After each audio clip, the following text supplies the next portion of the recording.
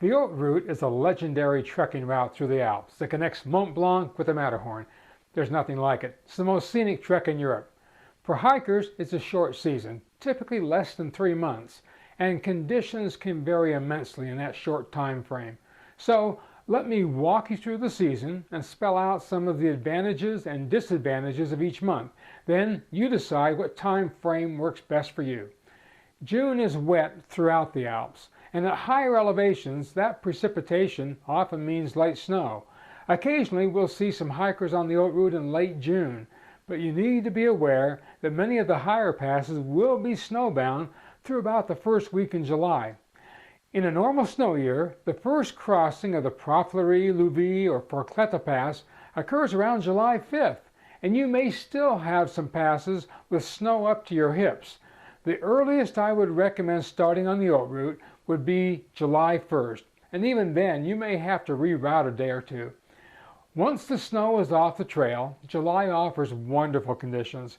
Wildflowers are in their prime, and the alpine meadows are lush and green. There are cows, sheep, and goats on the pastures, and on the lower Alp, the farmers are already putting up hay. Everything glistens in July, and the glaciers and waterfalls are especially beautiful. You'll also find that crowds are somewhat smaller in July than in August. Days are long, and you'll often have usable sunlight until about 9:30 at night. July is a great time for the Haute route. August is full of surprises. It's your best chance of seeing some of the late blooming wildflowers like Edelweiss. Summer's in full swing, so you'll find many festivals in the villages. There's also a good number of hikers on the trail in August, but don't let that put you off. Once you're outside the villages and beyond the huts, it's possible to hike for hours on end and never see another person. And when you do see hikers on the trail, it really is a welcome event. After all, the Haute route is a very social trail. Now for the undiscovered secret, September. If I were to recommend the most enjoyable time to be on the Haute route, it would have to be early to mid-September. Why?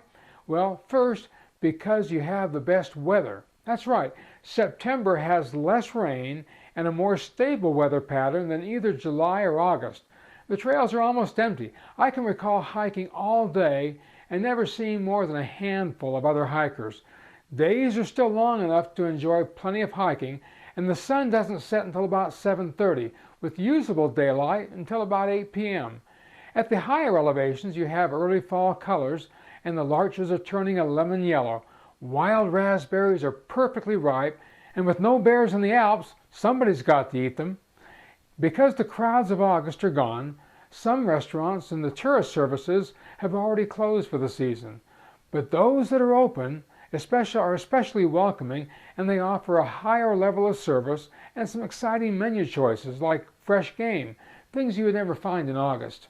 You'll also find that in September, airfares from the U.S. are considerably lower than during the peak summer months of July and August.